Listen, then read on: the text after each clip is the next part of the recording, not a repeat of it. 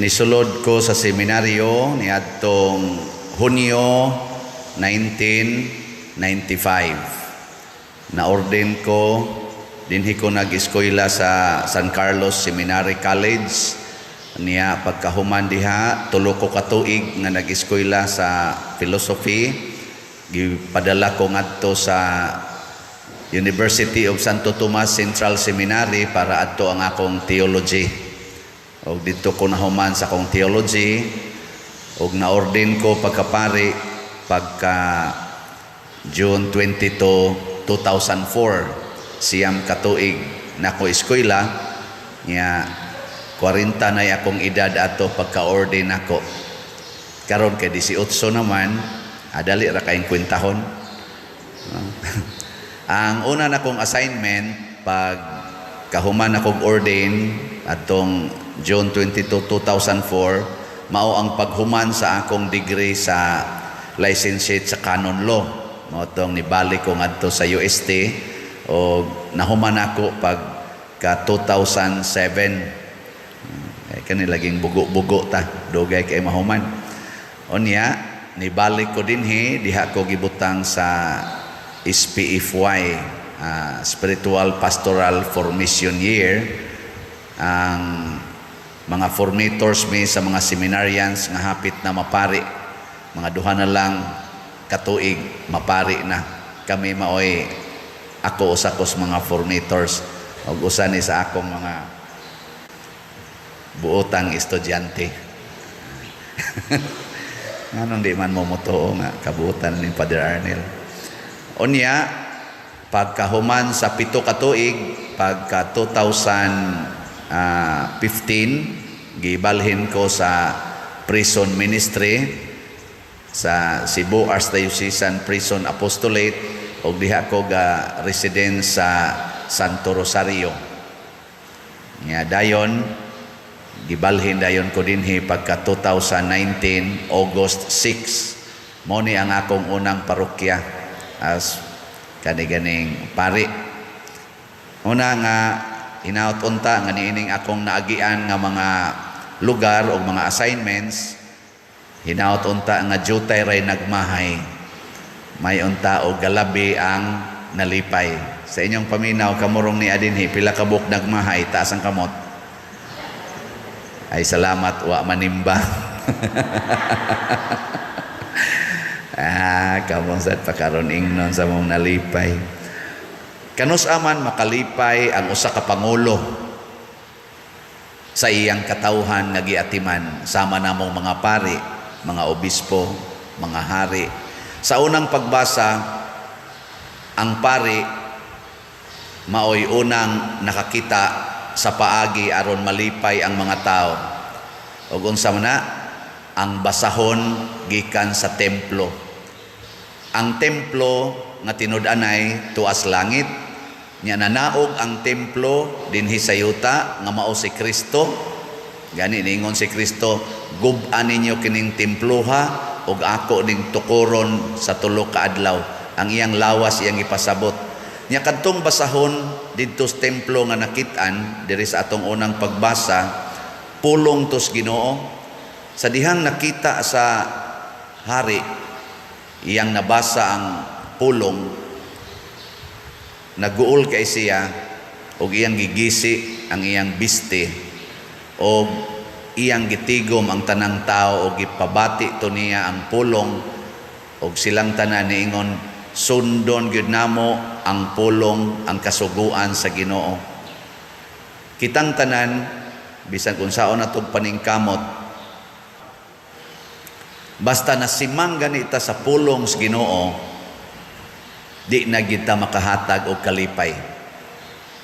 Tinud-anay gina. Bisag ka mo mga gidikanan, bisag di na mo hapit mga tug, siging trabaho, siging pangitag kwarta, pero wa na mo nagsubay sa pulong sa Ginoo, kanang inyong anak o kanang inyong kuyog sa balay, di na gina malipay.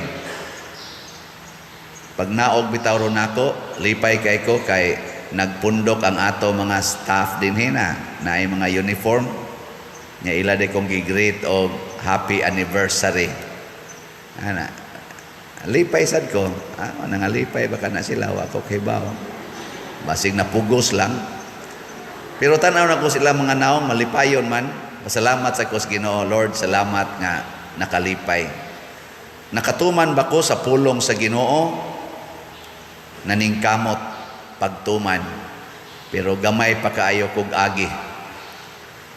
Karong adlaw naasad tay mga optional memorials.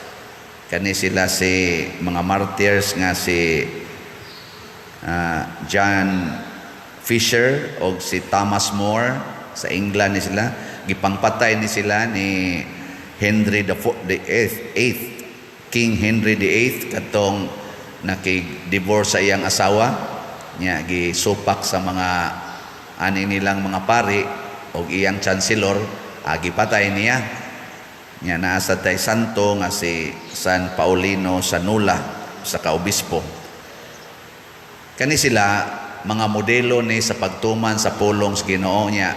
Matud pa ni Thomas More usa aning mga martyrs, ingon din siya sa dihang giskidula na siya nga patyon ba ni Henry VIII. Hatag siya suwat sa iyang anak.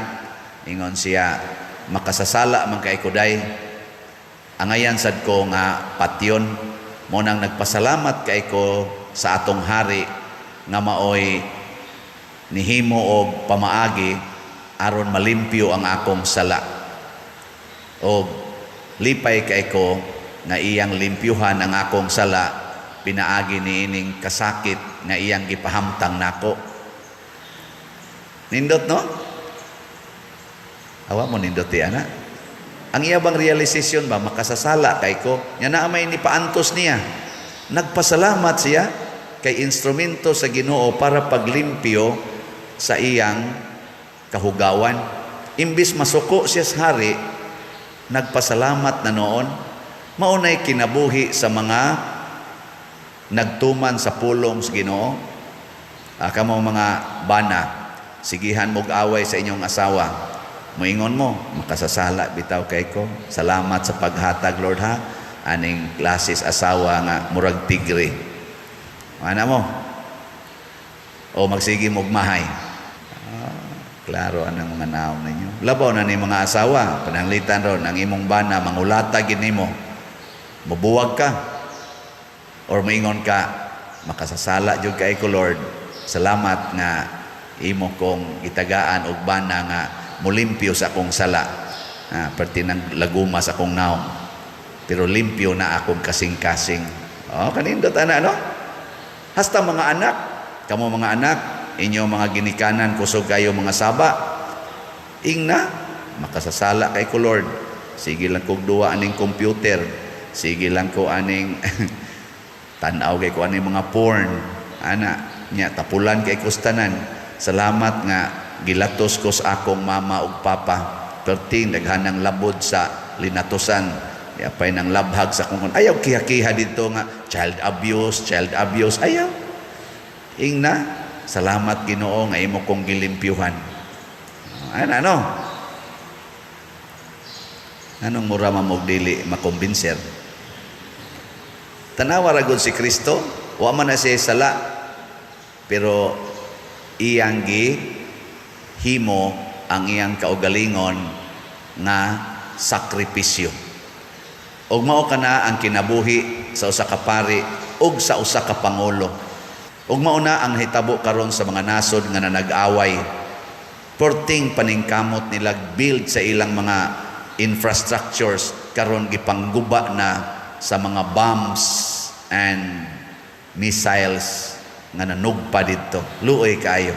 Mao sa niyang hitabo sa mga pamilya nga porting paningkamot, abroad paningkamot. Ang resulta naguba ra di ay broken families. Mao sa niyang paningkamot sa among mga pari, alam misa gyud, dupa-dupa gyud. Ang resulta di ay na nag-away ra tungod sa kolekta. Diya sa atong unang pagbasa, giingnan ng hari, mahal nga hari, ang tanang kwartas templo gidda.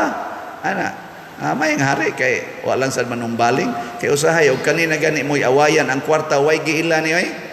pari, obispo, santo papa, basta kwarta na nga isyo. Wa giila na manag-away kita. Mo na ang Ginoo niingon, ayaw mog alagad og duha ka agalon, dili pwede ninyo dunganon og alagad ang Ginoo og ang kwarta. Na ako sa akong pagkapari, tabangi ko ninyo nga di ko mahigugmas kwarta ha. Muna hugid mo kolekta. Hugis kolekta kay kung di mo muhog kolekta, magpangita kog kwarta. May nang daghan ang kwarta kay inighatag nato diri sa atong mga projects igamit nato na adayon. So di na ko magpangita. Kay magpangita nako basig di nako kaampo. No. Daghan na gyud hugis kolekta. Ako ning gibuhat aron mahigugma ko sa simbahan dili sa kolekta diha sa simbahan. Mahigugma ko sa katawhan dili sa dungog nga akong maangkon dinhi sa simbahan. Mao ni ang makalipay sa Ginoo, mao sad niya makalipay sa katawhan, makalipay natong tanan.